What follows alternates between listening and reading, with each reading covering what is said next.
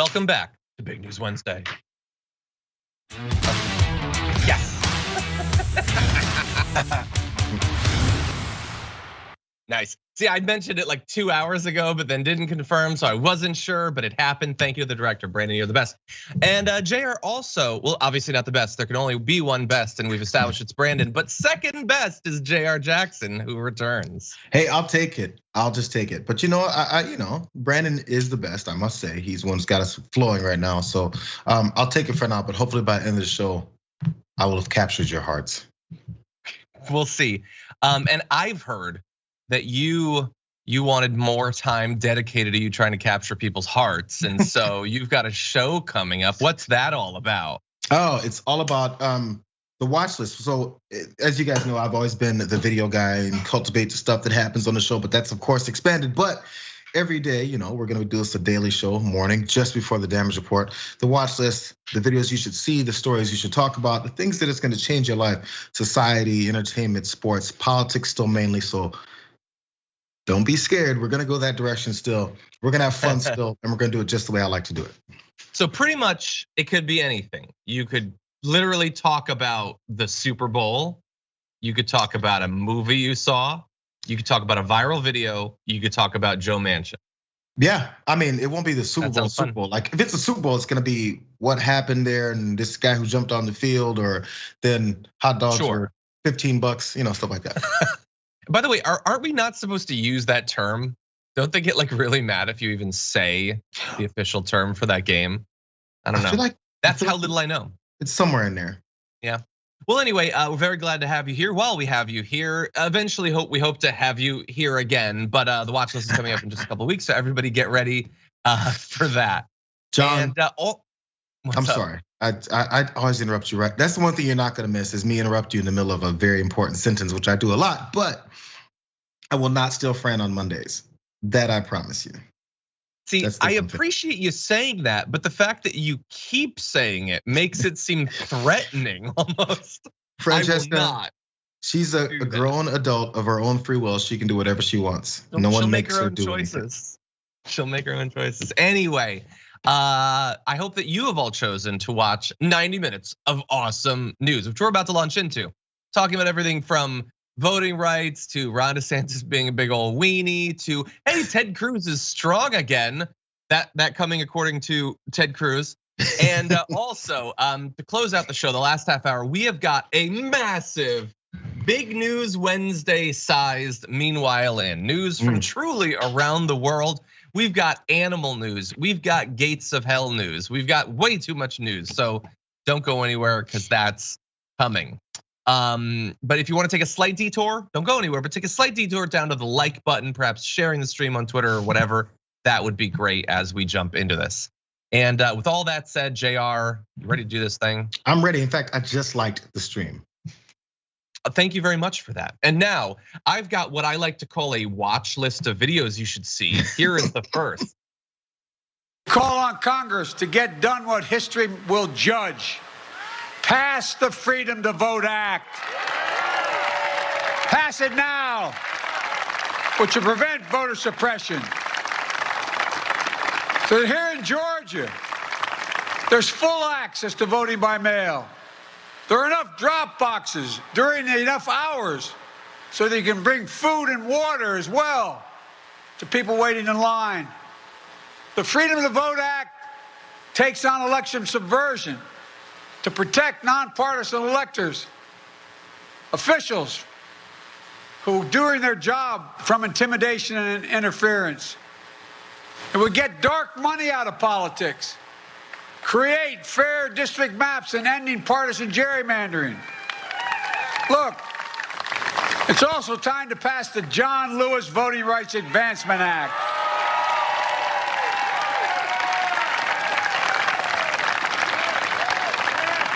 I've been having these quiet conversations with members of Congress for the last 2 months. I'm tired of being quiet. So Joe Biden now tired of being quiet a couple months after we were already tired of him being quiet for about 8 months, because while some of the people in the background of that shot were very excited to hear the president talk about voter suppression and what he wants done about it, I too am excited for him to address this 8 days shy of 1 year after his inauguration, when we were already seeing, at the time of the inauguration, we were already seeing many Republican-led states stamping out people's ability to vote. Well, he's now talking. Jayar, he's tired of being quiet, and so he's speaking a little bit. What do you think? Listen, okay, listen. I'm okay with this. I'm okay with the speech. I'm okay with the fire. I'm okay with the banging on the table, which later we're going to talk about someone else banging on podiums that didn't go over so well. But I'm okay with all this stuff. I'm okay with the heightened rhetoric, and now he's angry, even though all of this, of course, is generated and staff driven in a written speech right here. We know that. That's all politicians. That's not a knock on Democrats versus Republicans and Joe Biden and all that stuff. That's what all of them do. I'm okay with it because now it's even more on tape. I don't like the quiet conversations because we don't know what you're saying. We don't know how much you're saying. Well, maybe we'll just kind of show them it. We kind of want to and sort of somewhat. Have the conversation out loud. Yes, no more quiet ones. So that now, if and when, or if you don't do this, we've got you directly saying this is what you want to do and this is what you're going to be striving towards. So if you don't, which we've seen it happen in so many other policies so far just in this first year, you have to answer for it. Now you're losing all of this talk about how libs and progressives keep talking down Democrats, and if we would lose in the midterms and eventually lose the presidency, it's their fault. We got you on tape saying you're gonna do these things, and if you don't do it, we see whose fault it really is. Yeah, I mostly agree. Like, certainly I like getting politicians on the record. In this particular case, though, the only issue I have is that so you said he'll have to answer for it, and I guess he will, but like, so will we, kind of. Like, if it doesn't happen, could he suffer in some ways? Well, yes, I would argue that the midterms are not going to go well for his party, and so, second order effect, he'll suffer. But like, we'll lose Democratic control of the House and Democratic control of the Senate. We'll lose any chance in the next 3 years of like literally anything happening, and it'll probably screw them over for 2024 as well. I mean, if they let this gerrymandering happen, if they let all this voter suppression happen, they have a much less chance of any Democrat actually winning. So like, we're all gonna have to answer for it. And the issue too is that like, he's tired of being quiet, so now he's speaking. But like, wait, that's not like 0 to 60 right there, buddy. Oh, like, okay, so now you're speaking. That's like 15 miles per hour.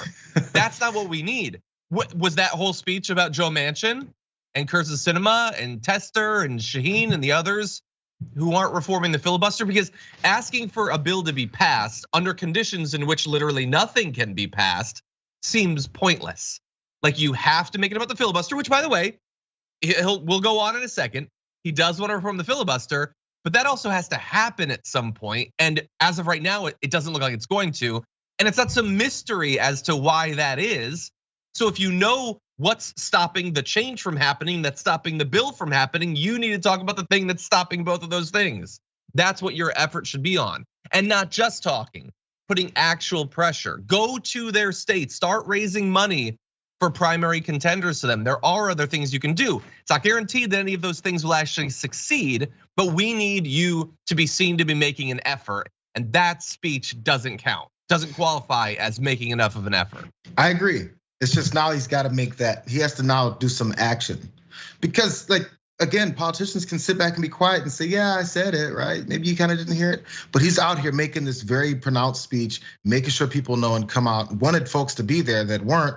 So they're making at least an exhibition of it. Action has to follow. If it doesn't, you no one to blame but yourself. Yeah. So we'll see. Now, Joe Biden, well, you know what? Actually, why don't we go to his other comment? We've got another video of him talking about the filibuster, so we should get that out there for context. Designed to be the world's greatest deliberative body, has been rendered a shell of its former self. Gives me no satisfaction in saying that as an institutionalist, as a man who was honored to serve in the Senate. But as an institutionalist, I believe that the threat to our democracy is so grave that we must find a way to pass these voting rights bills. Debate them, vote, let the majority prevail. And if that bare minimum is blocked, we have no option but to change the Senate rules, including getting rid of the filibuster for this. Okay, so look, the president giving a big speech calling for the filibuster to be removed for this, he says, specifically a carve out. Let's be clear, but look, I'm fine with that as a short-term solution is something, but again, there's still a lot of issues with that actually getting passed. So it's something, but it's so far just a speech. It's a speech, but it's also just a speech. I get the feeling you're losing some faith in the possible actions of this administration and actually getting something done. Did you ever really fully believe that there was something was gonna happen here? Specifically with voting rights? With anything, because we've seen how they failed on a few things. Not even just failed, but I don't know. Yeah, look, they put out a lot of like Mansion and Cinema. You remember we've been through 30 different iterations of, hey, maybe a talking filibuster, maybe a carve out. They've done that over and over. Then they denied that they did it, but we've got the quotes. So I don't know. I'm not necessarily gonna try to kick the football every time you put it out, but I might like glance at the football once. And I guess I look stupid even for that, but anyway. What you have to do is make sure that Lucy is looking away while she's holding the football so she doesn't know you're about to kick it. And then you get hurt. That's true. And she's holding the football with this. Anyway, Joe Biden gave that massive speech, signals a changing position on the filibuster and voting rights, for the country, but also he wanted to give it for the actual activists who are fighting to make sure that people can vote. People like Stacey Abrams, but also many different groups operating throughout the country. Many of those groups, though, were not there at the speech. In fact, let's see, we've got Black Voters Matter, Galileo Impact Fund, New Georgia Project Action Fund, the Asian American Advocacy Fund, the Atlanta North Georgia Labor Council, along with James Woodall, the Georgia NAACP president. They all announced that they weren't going to be there for the speech. They weren't there to hear Joe Biden or Kamala Harris when she ended up speaking either. A joint statement from the Voting Rights Coalition says Georgia voters made history and made their voices heard, overcoming obstacles, threats, and suppressive laws to deliver the White House and the US Senate. In return, a visit has been forced on them, requiring them to accept political platitudes and repetitious, bland promises. Such an empty gesture without concrete action, without signs of real, tangible work is unacceptable. So that's kind of what we got. I mean, even the bland, tepid statements are better than I suppose what we had for many months.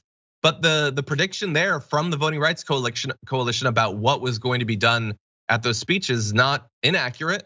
There wasn't like a vigorous condemnation of individual senators, a calling out of their corruption that leads to them opposing reforms of the filibuster. There wasn't anything like that. There was voting is good and you should be able to. What do you think about them not being there? And by the way, let's also throw out that Stacey Abrams specifically wasn't there, noticeably absent, said that there was an unspecified scheduling conflict. I am hardly the busiest man in America. Maybe some people have much more complex schedules than me, and maybe that leads to scheduling conflicts. I don't buy it.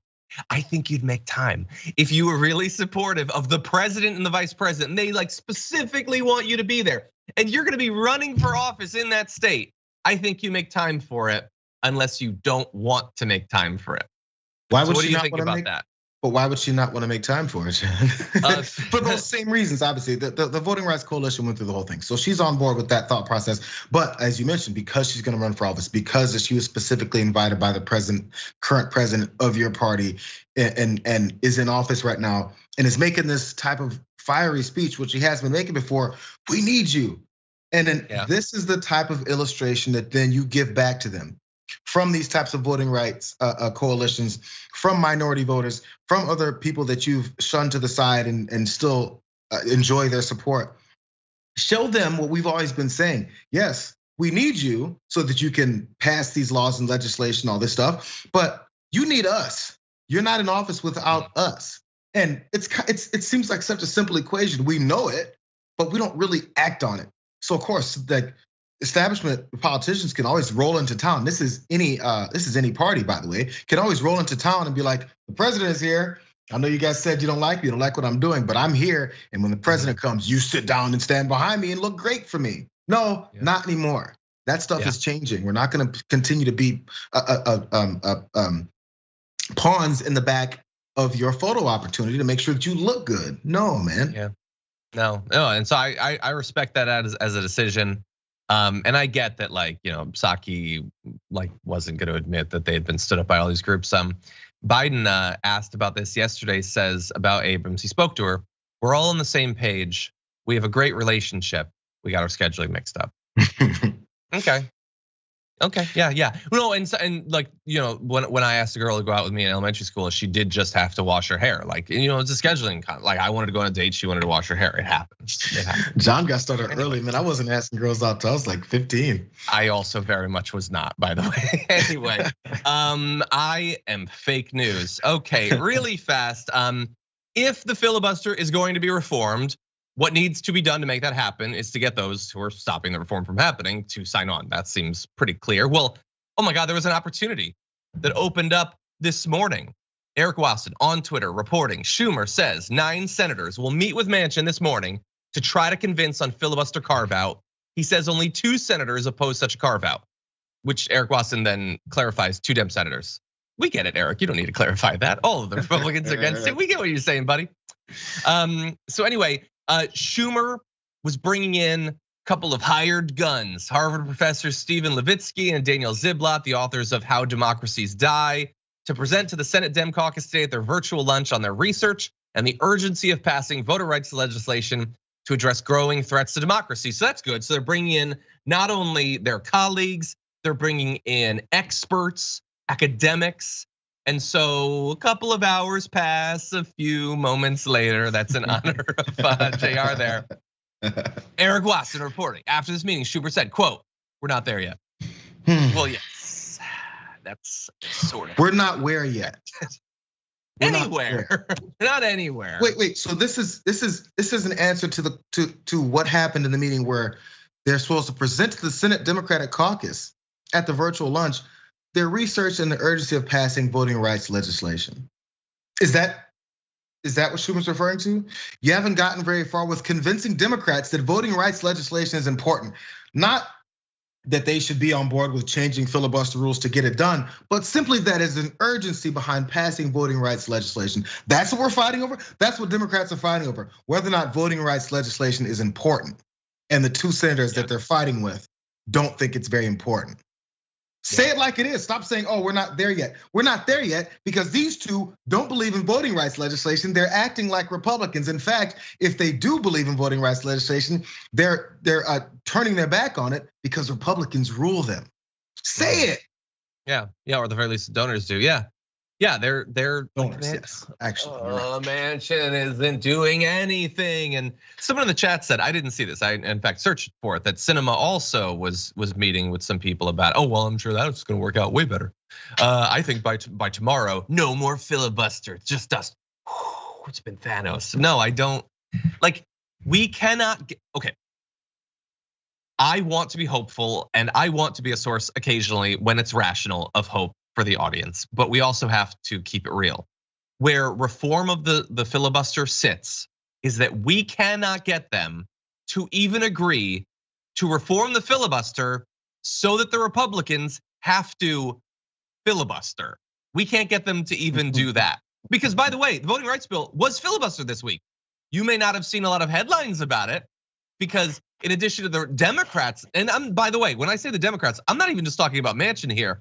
Where's Chuck Schumer demanding that they actually speak? I want to see Mitch McConnell's neck like wobbling back and forth for the next 64 hours straight. I want to see that. Well, I don't have to, or I don't get to, because Schumer's not requiring it. And the media in their headlines don't even call it a filibuster. They're like, blocked a simple majority vote. Oh, well, if only there was a definition for the thing that you just said. And so, no, they're not, they won't even make them actually filibuster.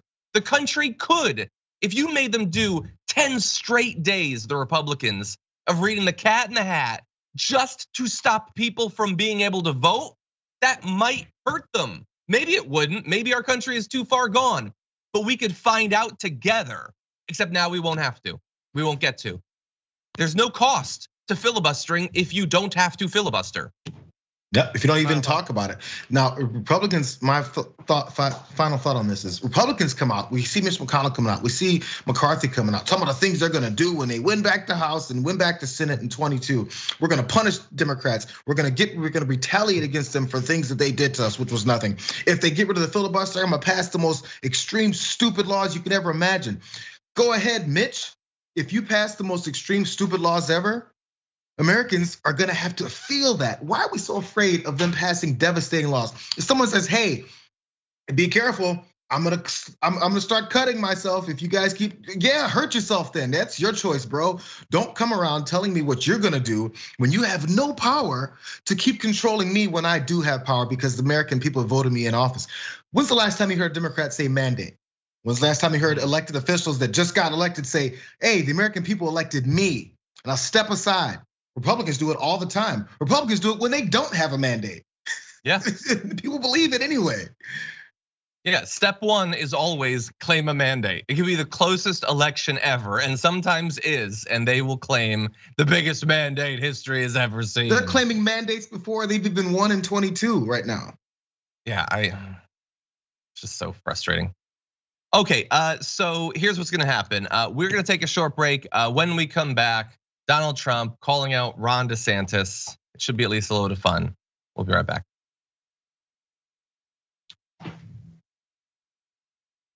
Okay, everybody, welcome to Social Break. What's that, Jayar? Nothing. I gotta stop yelling.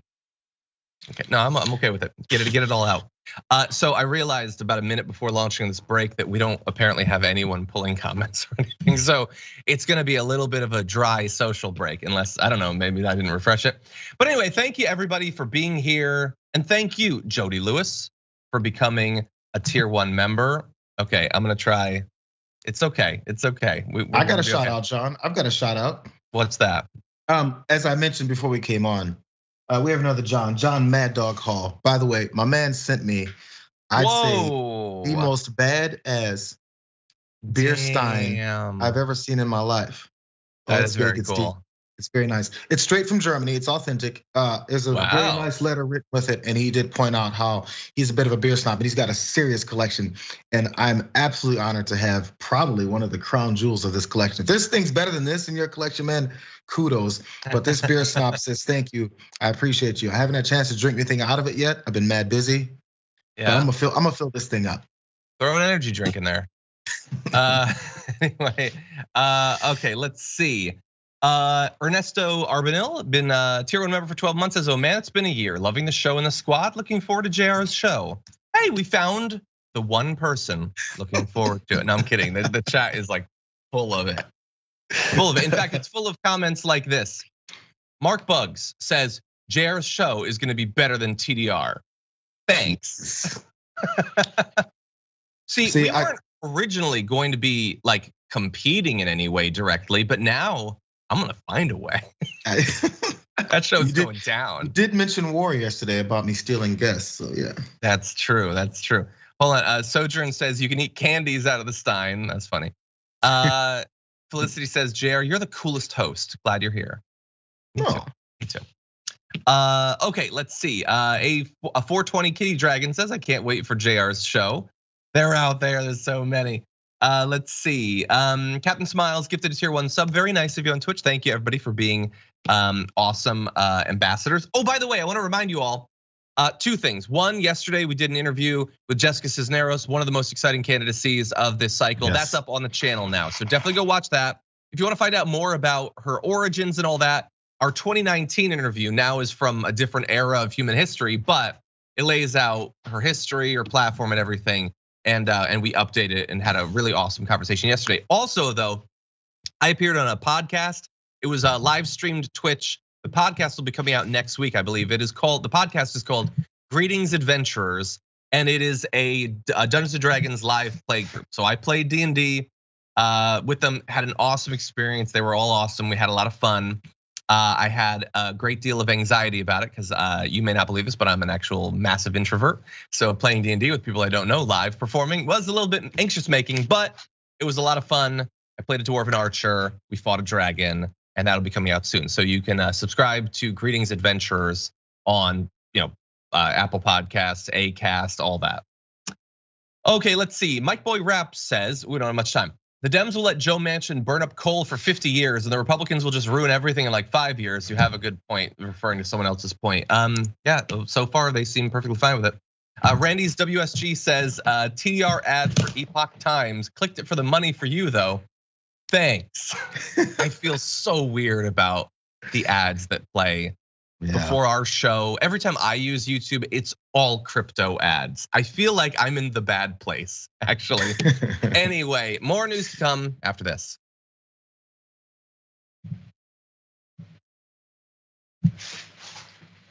Okay, everybody, let's jump into this video.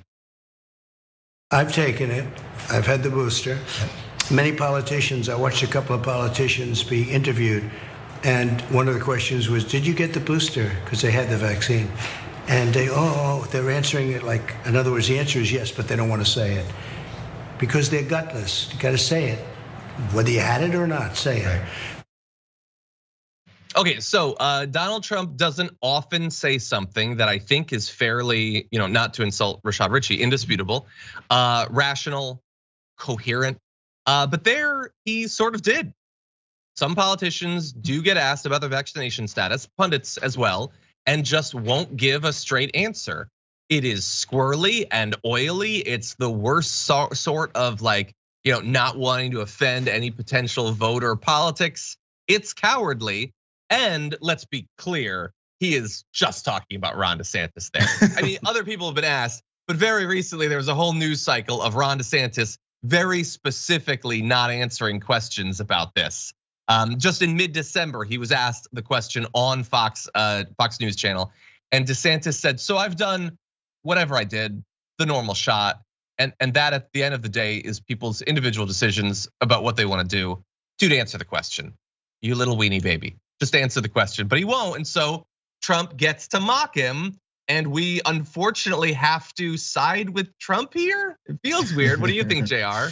Well, this is a tear he's gone on, and honestly, it's not too surprising, is it? And we've seen Donald Trump lead this Republican Party down a particular road. Then, as they follow him towards the cliff, he stops and steps out of the way. It's exactly what he does every time to them. So he's led them down to anti-vax, the anti-masking route. Oh my God, this vaccine sucks. Oh my God, if you take it, you're a Democrat. You're helping the other party. And they were like, great, this is a good thing. We can utilize the guy that we hate and garner all of his supporters behind us, all those crazy people, and then we'll take it. And then whether or not he runs or not, maybe people will get tired of him. Then we've got all this extra energy. They just wanted the energy from him.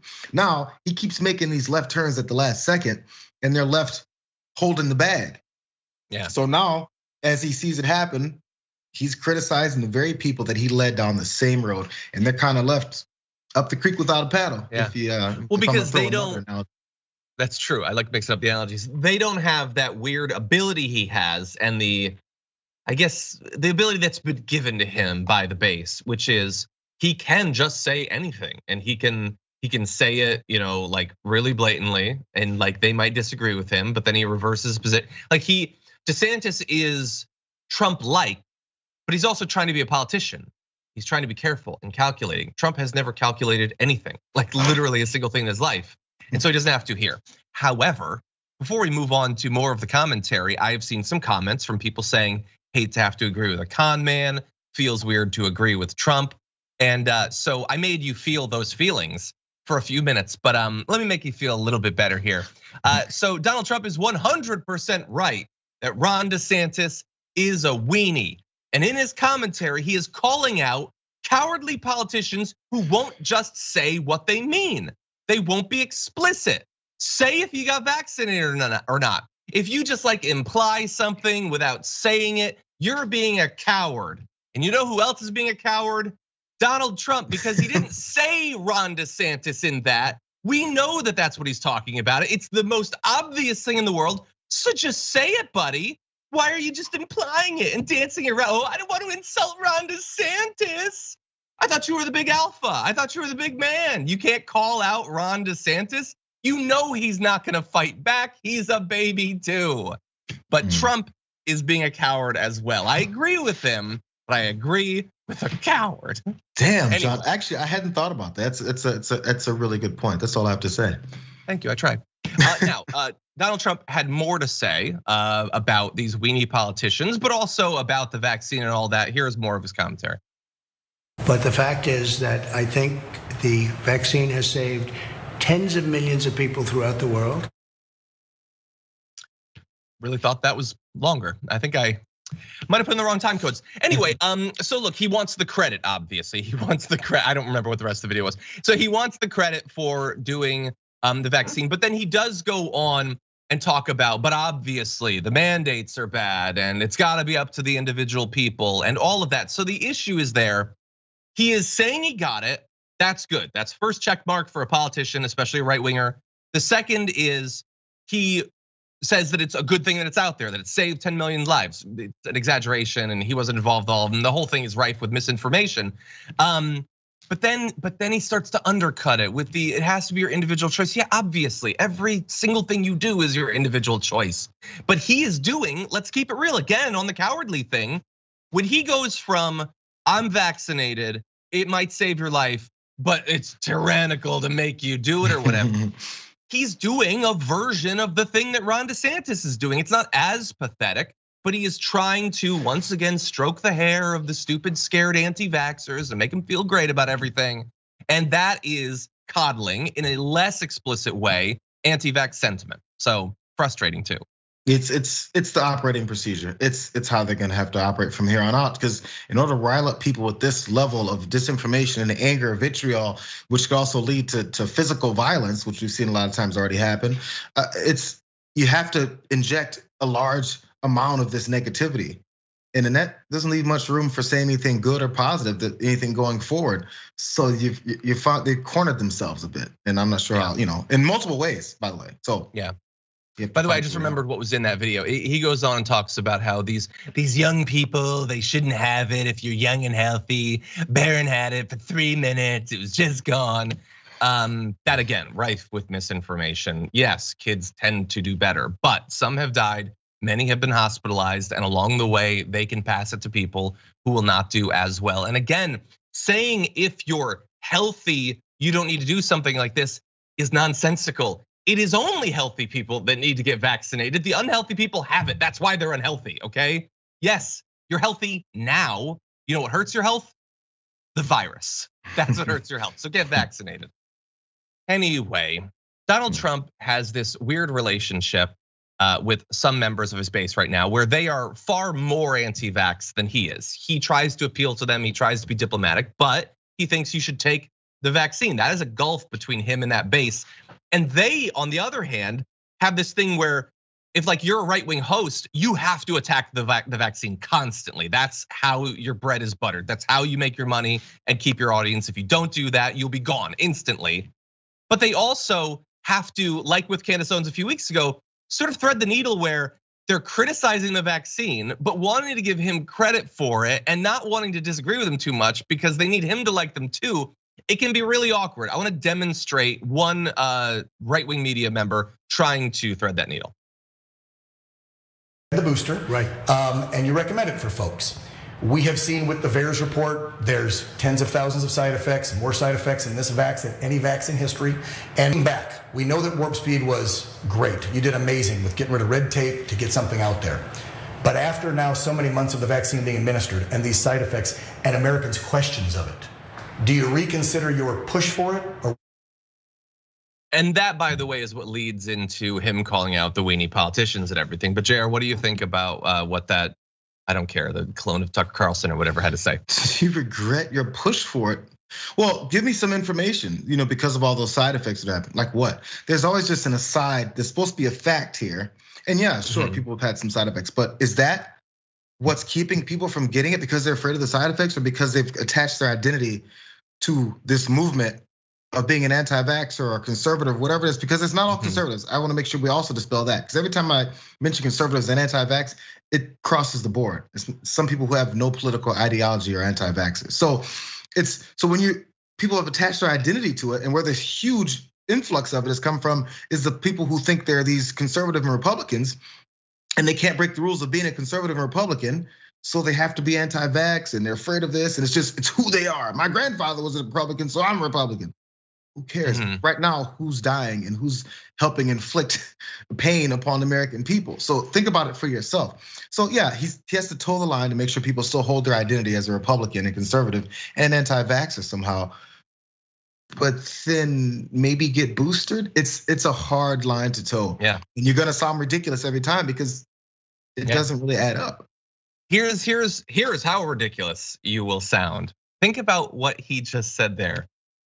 He said, obviously Operation Warp Speed was great. You did amazing, tremendous, historic work in getting that thing out there that then has killed thousands of people because it wasn't tested properly. It in fact is destroying people's hearts and brains, killing children and elderly alike. It's the apocalypse. And you did a great job in getting it out there so quickly. In fact, you cut red tape that possibly would have detected the damage it can do to your heart, myocarditis. It'll put you in your grave. That's insanity, what the dance that you just saw there. But that's what he was saying. Yeah. God, what a weird relationship they have with their dear brain, with their brains, their own brains. Also with their brains. By the way, I just wanted to throw out, the Ron DeSantis thing. Why call out Ron DeSantis? So you already know why he's calling out Ron DeSantis. He's worried about Ron DeSantis running for president, and I doubt he's that worried. I think he thinks, and I think Ron DeSantis thinks that if Trump runs, and he probably will, that Ron DeSantis isn't gonna risk going up against him. But Trump is apparently worried about it enough to call him out and to talk behind the scenes. Maggie Haberman behind the scenes is saying that Trump says that DeSantis isn't showing him enough deference. Trump could always decide not to run, but every indication is he will. And once again, he's moving to set the terms of engagement with his potential rivals. While those rivals are mostly averting their gaze and hoping he goes away, which is literally a thing that has been observed in chimpanzees. When a chimpanzee will see a banana, they know that if they look at that banana and the alpha chimp sees them looking at the banana, it will follow their gaze and take the banana. So they will very seriously look away until the other monkey leaves. So the GOP has reached the level of chimps. And so anyway, yeah, this is all about posturing for 2024. That's all. Man, imagine having to be in this situation. You think you're a powerful politician, banana, but you can't get it yet. Sorry, I was done with the chips. Same idea for them. That banana's dangling in front of them. They're like, but Trump is gonna rip my knuckles off. It's not gonna work out. Don't mess with a chimp. Okay, so we're gonna jump into this next video in just 1 sec, but we have been warned by Sophie not to take forever, so I will try not to. Let's watch this video. Once I'd like to see a reporter say to Joe Biden when he stands at the damn podium in the White House without a mask, Mr. President, why aren't you wearing a mask? Just once, I'd like to see you say to Jen Psaki, the White House press secretary, when she stands at the podium with no mask, Ms. Psaki, why don't you have a mask? Thank you all. Now, before you laugh at Ted Cruz, and spoiler alert, we will, the technique that he's using there is time honored, from Soviet leaders like Khrushchev to, I don't know, salesmen at Dunder Mifflin. That is how you show that you're an alpha male, and sales will go high into the next quarter. That's what you do. You all said I was a coward. Not a coward. Could a coward hit this like this over and over? Jayar, what is wrong with him? It's so pathetic. Oh God, he's trying anything. It's desperation. But listen, he even used a kind of curse word. He said, "Damn," as he hit the table. Do you forgot? It was "damn podium." That damn podium. So he's upset at the podium. He's upset at Joe Biden, and he's upset at Jen Psaki. Now, I'm sure there's people who will be like, he's making a point because you guys never asked Democrats why they're not wearing a mask when they're at these things. Cool, actually, fine. I think they should ask them these things. It's okay, ask them that question because I'd like to know. But here, it's not about that, as you've easily pointed out here. It's not about that mask. I just want to go because he answered. By the way, that was a long press conference. That was at the 51-minute mark of the entire press conference. So he got to the point where this woman asked him this. You guys are all collected up there and nobody's wearing masks. How do you feel about that considering it's spreading so hard? Then he went to 2 other answers, then said, I want to come back to the thing because I have an opportunity. So he had his opportunity, he took it. The problem is he hasn't learned yet. Everyone sees through him. Even Republicans, generally Republicans will circle the wagons for each other and be like, he's helping me by pushing this narrative, so I have to support that narrative in order to keep my narrative going. No one is on Ted Cruz's narrative. There's no reason for other Republicans to support Ted Cruz's one-off narratives when he decides to make himself the center of attention. So they don't. He just doesn't realize that's how it works yet, because he's still trying to be this one-off guy who thinks he's smarter than everyone else. And it's not gonna work out. But he's trying to flip that script and be like, you guys are gonna call me two more weak a-holes anymore. I'm gonna show you I'm strong. It's so, you're 100% right. So he has this plan and he just can't see that he will never be the guy in the voters' eyes that he wants to be. The voters like him more than they should. Let's give him that. He's stupid and a weenie and they don't 100% see that. But he's not gonna be president. The GOP is not, and it's not about Trump.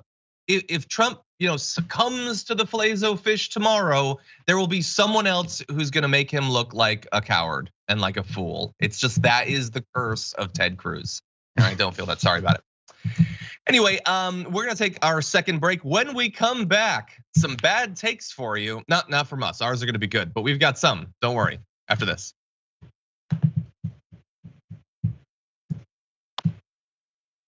And Neo Neal says Ted Cruz is not on Ted Cruz's narrative. Agreeing with you there. Okay, let's see. Surfer Tim says, have you seen the wild gorilla videos with a mirror? They pound the ground. Exactly. Like, dude is just punching a pillow because he's mad, but he's doing it in public. And that is sad. Darren Nichols says, when's Ted Cruz gonna start throwing his poo? See, I don't need to see that. I don't. Mishimama60, welcome to Tier 1 membership over on YouTube. Thank you for being part of the community. Reaper Dragon hit Tier 2 for the second month. Says, congratulations, Jayar. The new show starting on my B-Day will be the best B-Day present I could ask for. However, I will be keeping my dragon name and will not be joining the WWITM squad, sorry. WWITM squad, what is that? You haven't figured it out? The wacky waving inflatable arm tube man squad. Oh my God, is that gonna be, that should be in the iconography, the ad. It'll be like there. It should just be in the distance. You see it waving, and it just says the watch list. It's coming. Yeah, you've heard of Fail Army. We've got the Flail Army. So oh my God! I've got Flail Army. Barry is right behind my computer. I can grab him now. He isn't plugged in, but Barry is always ready to make an appearance. Is he gonna be on this shelf eventually? 100%. If I could make him silent, I'd have him flow in the whole show. Okay, we'll work on that technology.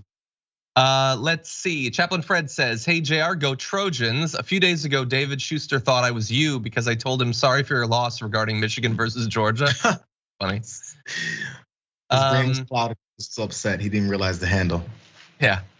Zombo says, John, they elected Trump. Let's never say never on how stupid voters can be. Ted Cruz can definitely be president, but that's not really what I'm saying. I'm not saying that they're not stupid enough to make him president. I'm saying there will always be a more violent, irrational chimp. Like, they're not gonna choose Ted Cruz unless Ted Cruz was literally the only Republican left. I could be wrong, and look, he got second in 2016 against Trump, but I think DeSantis would mop the floor with him. I think that Tucker Carlson would mop the floor with him. Anyway, Aximom says, damn it, John, chimpanzees are not monkeys. And damn it, Aximom, I'm a talk show host. I'm not a monkey expert. I'm kidding. I know that they're not the same, but it is, monkey is the funniest word ever, okay? So sorry about that. Anyway, people love the Rainn Wilson. Wooden Monkey God says in response to Rainn Wilson is amazing, says honestly the best episode of Star Trek Discovery. Yes, he was very good on Star Trek Discovery. Ted better own a beet farm, says Felicity91, and Surfer Tim says beta male posturing.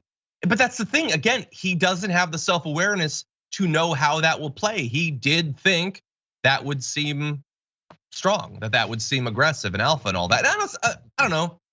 Maybe some of them think that. Maybe Joe Rogan watched that and was like, yeah, I like Ted, he's good. I don't know.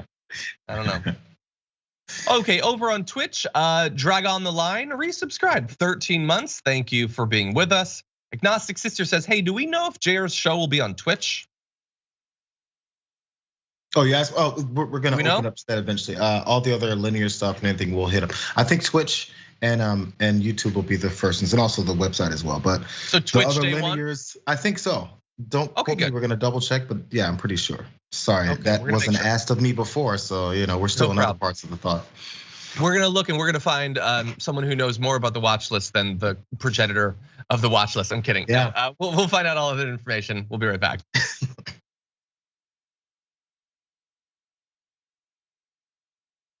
We need a segment for bad takes.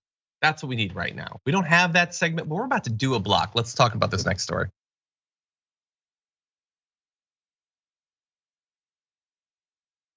Okay. In the last day, I came across a take so bad that I had to offload it to you. It's like sharing bad news. It makes you feel better. Here's the headline, commentary on the Wall Street Journal. Hillary Clinton's 2024 election comeback with a smiling photo of Hillary Clinton. It honestly looks like Hillary Clinton is looking at and smiling at the headline of that op-ed. Yes, please write more takes like this.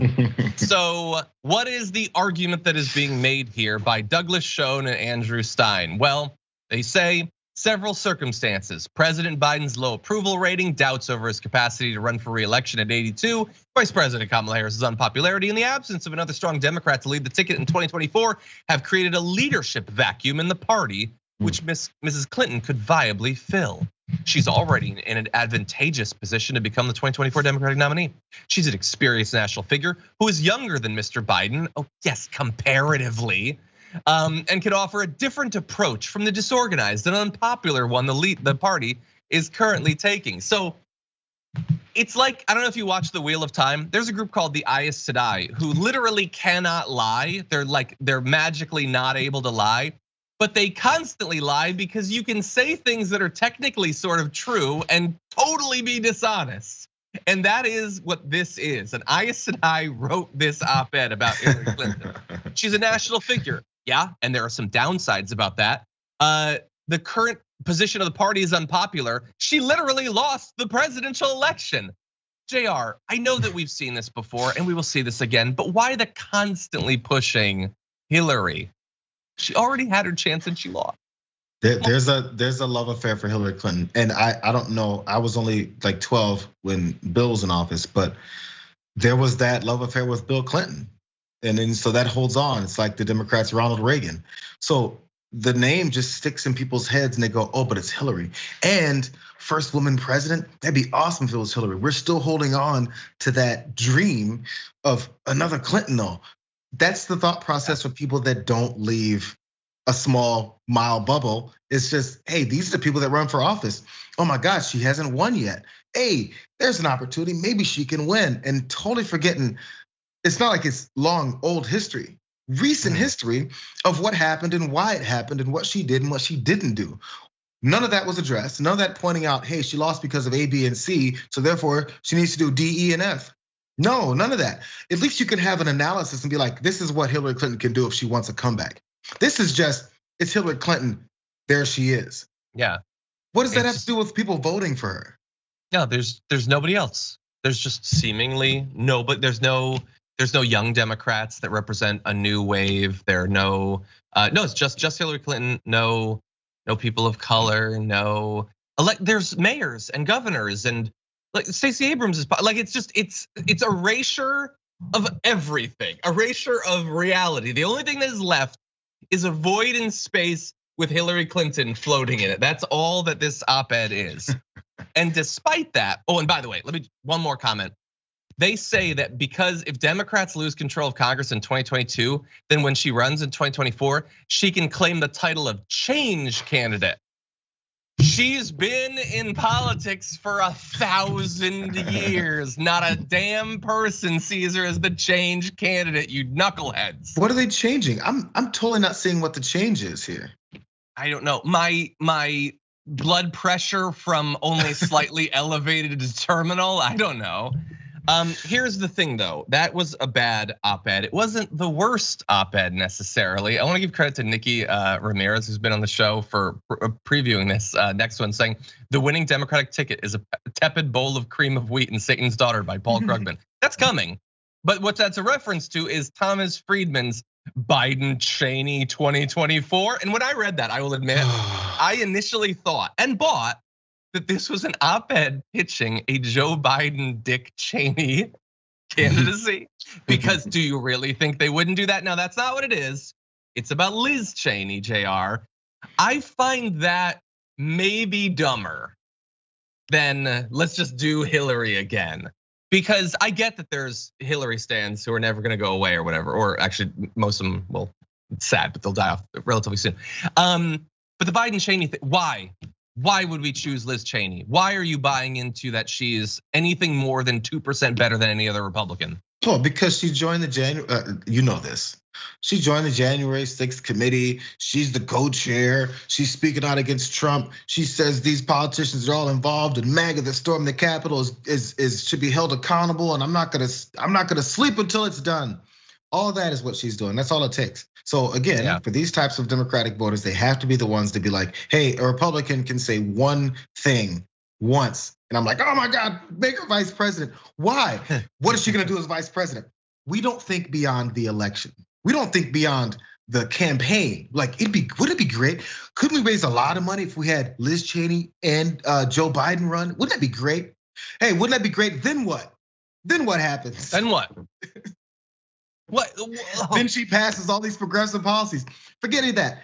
Then she passes all these normal Democratic policies. No, how about we look at her voting record? Then what? Does she support all these things that you support?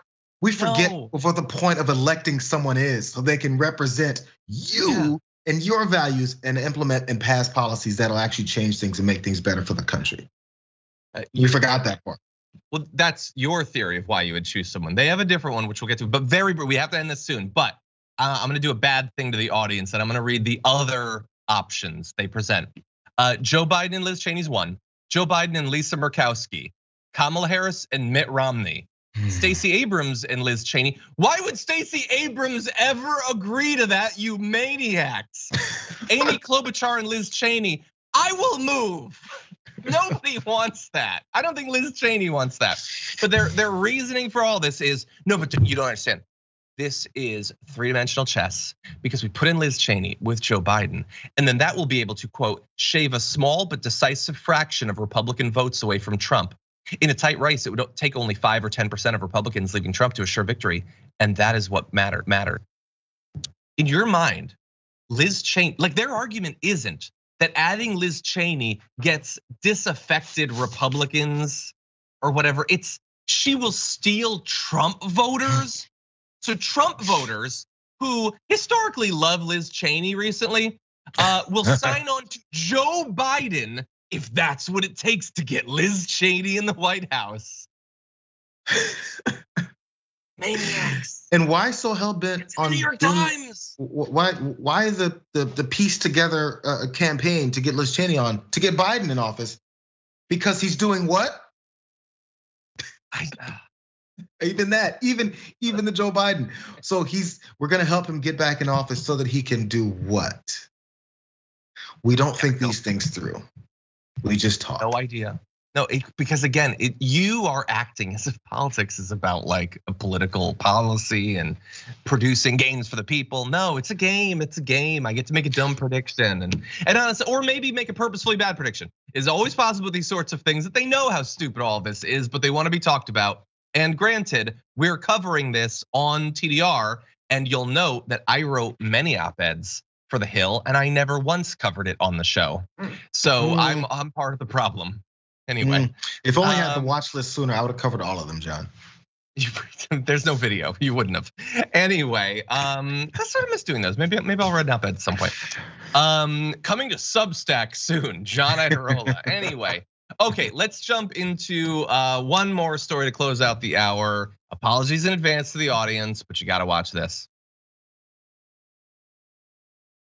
Democrats, they hate our Second Amendment because ultimately the truth is it's our Second Amendment rights, our right to bear arms that protect Americans and give us the ability to defend ourselves from a tyrannical government.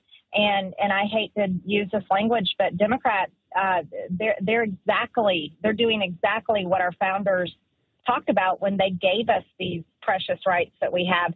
And no one wants violence. And I say it all the time. I'm not a violent person, and I hope to never see a civil war in this country.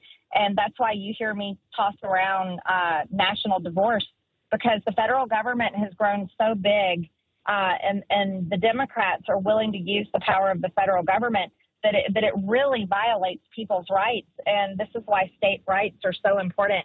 And it's a shame. We shouldn't think that way, but I don't know what's going to happen in the future. But we always have to make sure that we're defending our Second Amendment rights and making sure that our state rights are protected. Okay, because in her words, the Democrats are willing to use the federal government. She didn't say for what or why that was bad or why you should be scared. Just they use it. That's it. She assumes that everybody tunes out when she speaks as a defense mechanism to not suffer brain damage. But anyway, let's just keep it real. She said the Second Amendment is to defend against a tyrannical government, and the Democrats are doing exactly that thing. I don't like violence or anything, but I believe the Second Amendment is the answer, not just hypothetically, but in this specific instance, it is the answer. With this specific instance, what, right now? This particular year? Because of what the Democrats are doing. They're willing to use the power of the federal government. Yeah, so rise up in arms, national divorce, civil war, to rise up against the tyrannical government. That's what our founding fathers gave us. First off, they didn't give everyone that, because our founding fathers said that a significant portion of people that are living here are not humans. So anyways, that's what they didn't give us. But so when do we stop rising up against the government with our arms? Because it's only, by the way, only conservatives have guns in this country. Because those dumb libs and those Democrats just don't own guns. That's that same stupid talking point that Madison Cawthorn types like to say. We only have the guns. Anyways, even outside of that, so when do you stop with your rise against the tyrannical government? Because I would assume Marjorie Taylor Greene wants Donald Trump to be back in office. I assume that she wants him to at least be Speaker of Minority Leader, or Majority Leader, or Speaker of the House, whatever the hell they want to put him in. So if we're rising up against the government now, when Donald Trump comes back into power like you want, do we put our guns down? Do we stop shooting at the government? Is the government no longer tyrannical because he came in? I thought it was a deep state. I thought that it's all getting run, and we've seen him in office. Was it tyrannical then? Should we've risen then? When do we put the guns down? Because you're gonna rise up and get to shooting. When do we stop? I guess when your clip runs dry, I suppose. I don't know. Look, obviously she's her whole thing, the whole identity that she is trying to present to people is I am the most willing to approve of political violence. That's what she's doing. It's very conscious. We play these videos for you to constantly remind you that these people are out there. They're very popular. They are an increasingly large part of the Republican Party, and it obviously has only one end, which is more blood. More that I want to say on this, maybe when we come back, we'll have a little bit, but Marjorie Greene and Hillary Clinton 2024, no thank you. Anyway, that is regrettably all the time we have for our first hour. So thank you if you're watching on the linear platforms. But if you're on Twitch and YouTube, including the raid that just came in from Abelina Sabrina, thank you to the raiders and Abelina. If you're on Twitch or YouTube, there's another half hour coming, including international news. And meanwhile, don't go anywhere, we'll be back in just a few.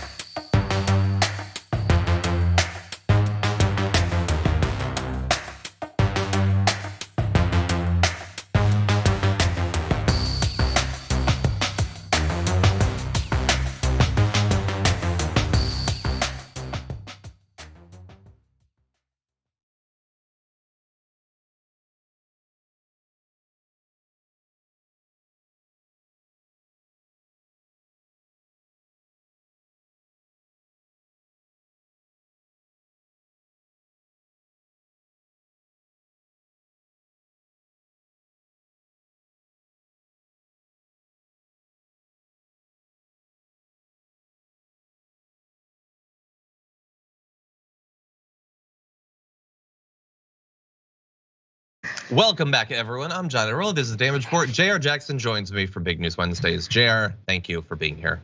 Still here.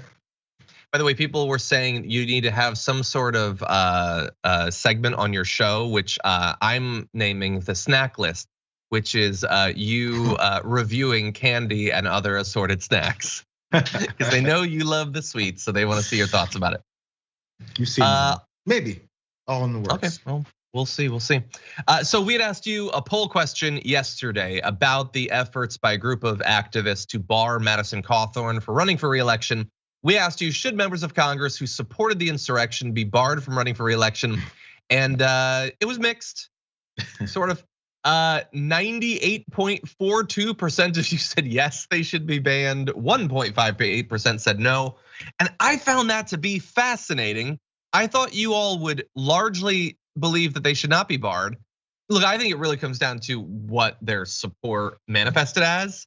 But man, I'm constantly shocked by the results of these polls. Oh, you really? With that said, yeah, I never can predict. Like on the garbage people of the week, I can never predict. By the way, I want to let you know about a few other things that are coming up in addition to the watch list, which is coming up on January 24th. Very exciting new daily show here on the Damage Report on the Young Turks Network. The Damage Report Network. We'll have spinoffs of the Damage Report eventually. So Ben Jealous is going to be on the conversation today to discuss voting rights. You can tune in at 5:30 p.m. Eastern time, 2:30 p.m. Pacific time. That should be a great conversation. And also today is Wednesday, which means on Twitch you can join Francesca Fiorentini for the Twitchuation Room. If you want the news and you've got a chair to do some yoga in, the Twitchuation Room, news and stretching often. Okay, really fast. Couple comments before we jump back into the news. Wayne, hey Wayne, hit 13 months at tier 2 membership, says happy Big News Wednesday, Jayar and John from Wasabi Dragon. Thank you as always for being here, Wayne. Kumi Afaraka, welcome to tier 1 membership. Thank you for being with us. Lazy P on the Stone Eagle Dragon hit 13 months, says congrats on the new show, Jayar, and put in a sprocket emoji for you. James Cruiser says, after you read that headline, I literally heard Michael Scott yell no to Toby. I assume that's about the Hillary Clinton thing. Wayne Sugahara says, Biden and Ivanka 2024. That would be hilarious. I would actually go for that, assuming there's no progressive alternative. And Racket Talk says, is natural immunity really not as good as vax? I think more research needs to be done on this. More research will be done on this, but research has been done on this. And while natural immunity can, for most people, but not all, provide some protection, but not all protection for a period, but not always, people who have natural immunity or think they will still do better after getting vaccination and boosted. That is what the CDC says as of right now. So those are my thoughts. Lots of more great comments, but we've got a lot to get to, so let's jump into our next story. Oh, sure. From now on? Okay, good. A mother in Detroit is now having to change her story after lying about accidentally shooting her 4-year-old child. She had initially told officers that someone shot the child after trying to snatch her purse, and effectively there was a robber who shot the kid.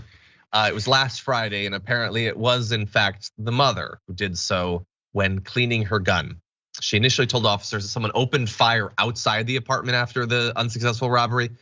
The child, as of right now, allegedly is in critical condition at a hospital, survived being shot twice. Jesus. I have no idea how a 4-year-old does, but as of right now, critical condition over the weekend. We don't know what has happened since then.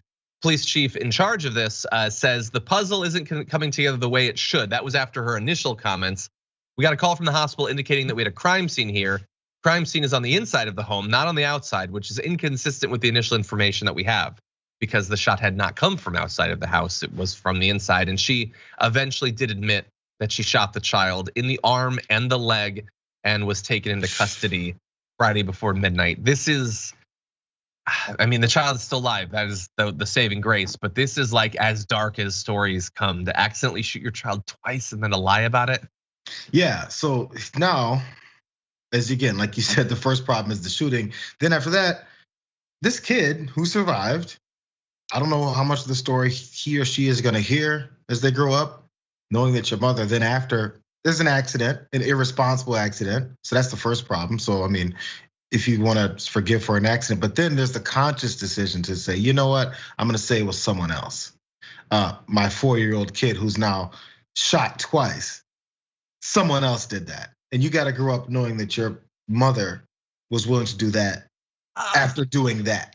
People forget that kids are humans and they log stuff. Just think back when you were 5 years old. Yeah, you were super young, but if you found out that something like that happened, you're not just gonna be like, oh yeah, I was only 5, no big deal. You see this wound in my arm? See that hole in my leg that I always have for the rest of my life? Yeah, this is no big deal. Mom just lied about what happened to the police so she can get away with it. So I kind of want to have a poll because obviously it's wrong and this is terrible. But I almost, like, can you imagine, JR, if you accidentally shot your kid and then like someone asked what happened, like the desire to not have to admit that you've done an unimaginable thing, the worst thing that you've ever done, that you will ever do in your entire life, would be so overwhelming. I kind of get lying about it. Like it's wrong and potentially damaging. If they go out there looking for someone and the cops end up shooting someone, like bad things can happen when people lie about crimes, obviously. But it is, and yes, and Repairman Jack is saying you admit to the incident, it's the adult thing to do. Yes, it's the adult thing to do, but the human thing to do is to lose it over what you just did. Yes. And so it's not acceptable, but it's sort of, for me, understandable. Well, I guess it all depends on Am I the bad guy? Yeah, it all depends on who your fears of being exposed to are. Because if I'm responsible for something like that, and it's my kid, my panic and fear comes to, oh, damn, my kid is now gonna always know that I shot him. I'm worried about the accountability towards my kid. She's worried about the accountability towards the police and authorities and stuff. So that's where her fear comes. So it turns back to then looking out for yourself, which may be again another human emotion. But many times, and I'm not in the business of judging parents and how they do it and the degree to which they support their kids and all that stuff. That's not my business. But the first thought I would have is, I gotta explain this to my kid. Oh man, I hope he makes it. This is devastating. The cops and getting away from that problem are the last thing in my head. Right now, my kid is shot. That's 100% of my focus, and the fact that I did it. Yeah, and by the way, the fact that the kid was shot twice, I understand. That's hard to even understand how that even happens during this accident. And obviously, when you're cleaning a gun, you don't do it with rounds in the chamber. This is a reminder to everyone that this story is like a 1 in a million, I guess, except that it's not really. Nope. When you bring a gun into a home, the danger increases, not just for roving marauders that try to attack you, but for everyone who lives in that home. And on tomorrow's show, we're gonna have some more numbers about how rampant just having the violence of just having a gun in the house, but it leads to these sorts of tragedies fairly predictably and regularly. Okay, with that, are we ready? You give me the heads up when we're ready to launch into our last thing. I'm gonna read a comment or two. Bernie the Kiwi Dragon says, congratulations on your new show, JR. Oh, it's Bernie that said, please tell me you have a pick and mix penny candy segment in your new show. Pick and mix. That sounds fun. Okay, we're ready to go. Well, we got a lot, so we're gonna jump into it. And now it's time for news from around the world. And meanwhile,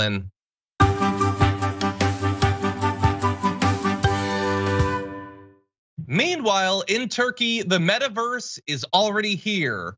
For cows, at the very least. What does it look like when a cow enters a virtual world? Well, it looks like this, kind of like you'd expect, I guess. They have to put 2 of them on it, and then just to give you a little close-up look, that's a cow that's in a virtual dystopia, I'm gonna guess, probably. That cow's looking at fake billboards right now. No, there's a reason that a rancher in Turkey decided to do this. He began putting virtual reality headsets on some of his cattle to see if the animals produce more milk when they believe they are outside in a nice sunny field. The farmer said they are watching a green pasture and it gives them an emotional boost. They are less stressed. And apparently the results of this experiment were so positive that the farmer is excited to expand his experiment and plans to buy and install 10 more headsets. Now, I don't know if that means 5 more cows, but there's gonna be more cows. And the cows, apparently their milk output went from 22 liters a day to 27 liters a day. And their KDA ratio is up to 3-to-1 now. Anyway, I'm kidding, they're not playing Call of Duty or anything. So Jayar, what do you think about this? Cows in the metaverse. Well, I don't know. I guess, the makeup of his farm or how much room and space he's got. But this seems like a bit of if you're gonna put on all these cows, I'm not sure how many he's got. This seems like an expensive endeavor to toss all of these virtual reality things on your cows' heads rather than, now this is where maybe my judgment shouldn't come in because I don't know the makeup, the geography of his land.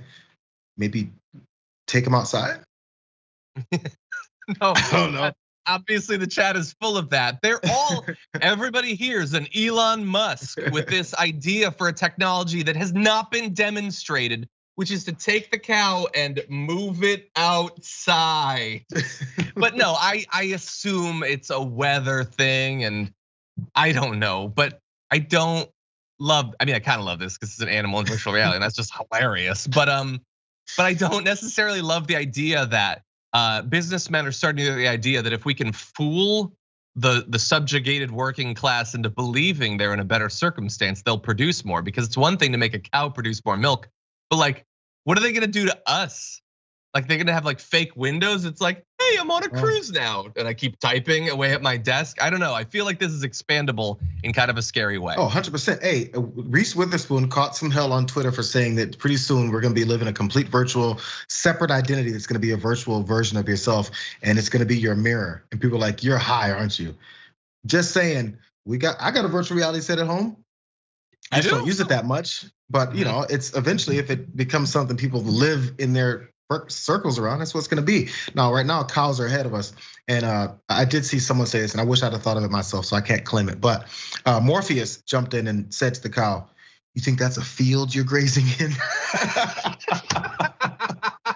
Okay, I wish I knew who that was because that's hilarious. You know what? Not gonna try to top that. Meanwhile,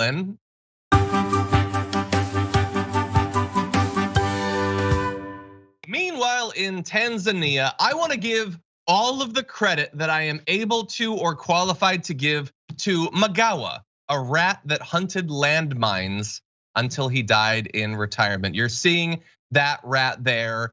In a year, you'll see that rat in one of my novels, but that's Magawa, who had been trained to hunt down and identify landmines. It was part of the Hero Rat Initiative, which you cannot give me enough more details about the Hero Rat Initiative, because I assume it's probably just rats who are also trained to find landmines. But what if it's other things? This is the Rescue Rangers, but in practice, and more heroic than they ever were, mind you. So they have been trained to detect landmines, also detect tuberculosis. Over the course of a years-long career, I'm assuming not many years, because I don't think rats live very long. I think they live like 7 to 9 years or something. Magawa found more than 100 landmines and other pieces of unexploded ordnance. He's described as the most successful rat in the program to date, and got a gold medal from a charity. The head of the charity said his legacy will live on for decades to come, and the lives he has helped to save through his incredible work detecting landmines in Cambodia. I love this rat.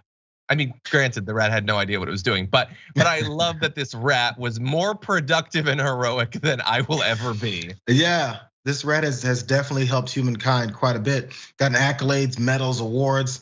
The only problem with this is that the rat has no clue, as you pointed out, and the rat is just kind of going, okay, nice medal, but where's the cheese? Like, where's my reward? What this is he's disarmed or detected hundreds of landmines. He just had hundreds of rewards. That's great for him. And good job. What was his name again? Magawa. Good job, Magawa. But his legacy does not live on amongst the rats because he was just crawling around finding stuff. Rats are innocent. Okay, I want you to understand that. So here's the thing. Rats are innocent. We are not, because while rats can be trained to find landmines, there's a different kind of mammal, an awful kind of mammal that plants landmines, and that's us, unfortunately. Yeah. Landmines in Cambodia have been there as a result of decades of conflict. They've caused more than 64,000 casualties already. Parts of the country are also littered with unexploded ordnance that we dropped way back in the Vietnam War. And so here's where the story gets a little bit less hopeful. So Magawa successfully identified 100 landmines and pieces of exploded ordnance. How many landmines are there in Cambodia?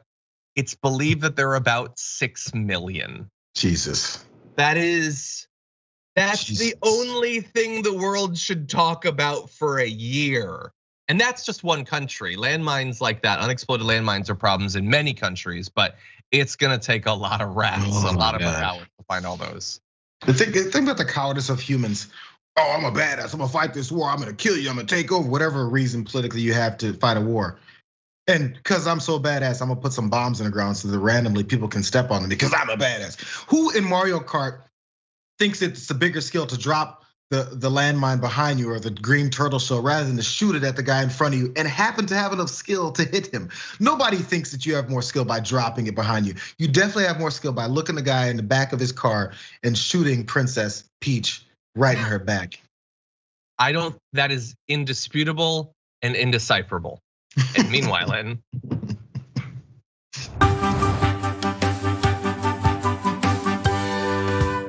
oh my God, how do I forget every time? Meanwhile, in Australia, they are going to be spending $3.5 billion to purchase 120 tanks and other armored vehicles from us here in the United States. The upgrade could see the Australian Army gain up to 75 Abrams tanks, 29 assault breacher vehicles, 17 joint assault bridge vehicles, and 6 armored recovery vehicles. Their defense minister, Peter Dutton, says the tanks, teamed up with other vehicles, would provide the ADF with critical firepower for land operations, which is good because Australia is constantly involved in tank warfare. And so it's a good thing that they're spending literally billions of dollars on it. Oh, in the midst of a public health crisis, which we'll return to. So what they're getting, armored vehicles, so many of them, it might lead you to believe that they don't have any. No, they do. The M1A2 Abrams that they're getting right now are gonna replace the Army's 59 Abrams M1A1s, which have not seen combat since they were bought back in 2007. The last time the Army deployed a tank was in the Vietnam War, where Australian troops, predominantly Army personnel, were there back in 1973. So they haven't used a tank in longer than most people in the country have even been alive, but they keep buying tanks that they don't then use. So that costs some money, right? Well, it does, it costs a lot. Armored vehicles are expected, the ones now, are expected to cost Australia between $30 to $42 billion in the next 3 decades. And there they compare them to China or whatever, but it's gonna cost a lot of money. And it's money that they could use. For instance, a lot of people in Australia responded to this news initially by saying, oh, you can't afford to pay for rapid COVID tests, but you can buy tanks to replace the tanks that you never used. You got money for that? And so I would like to welcome Australia into the mind space that we in the US have been in for so long. Yeah. Oh, you got money for all that stuff, do you? As you notice, the ding, ding, ding goes off in your head like, oh, you mean they care more about not using tanks and other military equipment and spending tons of our money on it, but they're not willing to spend tons of our money on us. They'd rather throw it away to things that they know they're not gonna use than to use it back on the people, put it back into the economy, use it on the people that provided it. It's amazing. It's amazing. And if you take it one step past, oh my God, you guys are doing this too. Oh my God, we're not gonna let you do this anymore. Maybe we'll have some shifts in the world. Who knows? I doubt it. Our budget, by the way, last year, our official military budget was $778 billion. Meanwhile,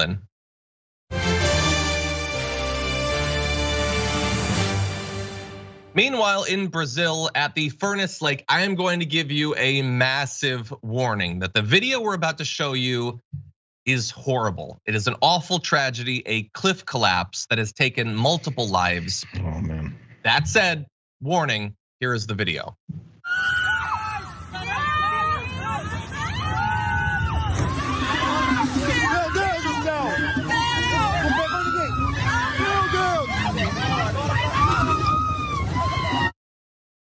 It's so horrible that it seems impossible. I did not believe it the first time I saw it, but it is true.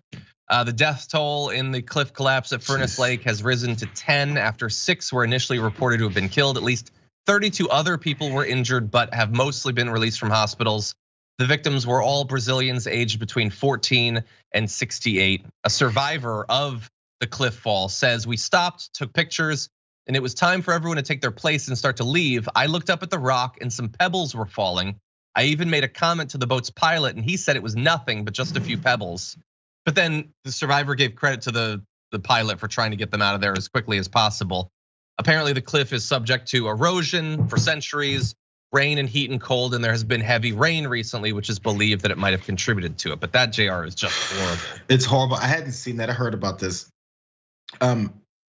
There's really nothing else you can do. Like, what are you gonna think, that the cliff would happen to fall on your vacation in Brazil on this beautiful point where people tend to go? Or even when the guide says it's fine, you can not trust him. He hasn't been here a million times, It's sad, and all I can do is imagine if you're under that, and then what you're trying to do to get to make it. Nothing you can do. Like, it's a massive, massive bit of rock. I mean, I was like, when I was in the Arctic, I was near glaciers, and we saw huge chunks of glaciers just constantly fall off. You sort of expect that to happen. You get it. You don't go too close. With a cliff, you don't expect that at all. Like, now apparently it does happen. Like, even at that particular place, bits of it do fall off, but not that size. And the issue is that now way more people are starting to visit it. 5,000 on regular weekends, 30,000 on holidays, which means that it's just more likely that you might be close to it. So yeah, it's a dangerous, chaotic world, and I mean, it's just devastating footage. Okay, here's what we're gonna do for the production team. We're gonna save those two. Maybe we'll triple dip on Meanwhile in this week. And so we've got news from the UK and Turkmenistan. We'll have to return to that tomorrow because we don't have time to do it justice. But I did want to say, Jayar, thank you for joining us, and I wanted to give you another opportunity to get people hyped about the watch list. What makes you most hyped about doing your own daily show? I think it's the 5 a.m. Wake up call. Yeah, I was talking like I've been. First of all, as you guys, I know you guys know and love your producers here, Sophie, Marissa. So, the two producers I brought on board, they're awesome, smart. They're putting together the kind of energy that I want. It's gonna be energy behind the show. We're doing things that are influential. It's not just all crazy. In fact, that's gonna be the minimal part about it. But it's a couple of Sophie is Mad Dog. We're gonna have some still fun when we talk about all this stuff and get into the things that people really will see. But there's gonna be I like to find other angles to things, not just, oh yeah, Joe Manchin said this and therefore that's a problem. No, there's other things that went on around it. We're gonna disprove some things. We're gonna tell some truth. It's gonna be fun. Nice. That's my angle actually, and so you should think of something a little bit better than that. I'm kidding. No, it's gonna be awesome. I can't wait for it. And it's gonna be a little bit sad to lose you, but hey, maybe not forever. We'll see what we can do. And maybe I will send the Dragon Squad literally every day to pressure you to come back on the show. We're gonna make sure we're gonna have a nice handoff. We're gonna have a nice handoff awesome. From morning show to next morning show. I love it. Cool. By the way, really fast, Credit Crow in the chat. I think you're talking about Viviana. She's been on recently and she'll be on soon.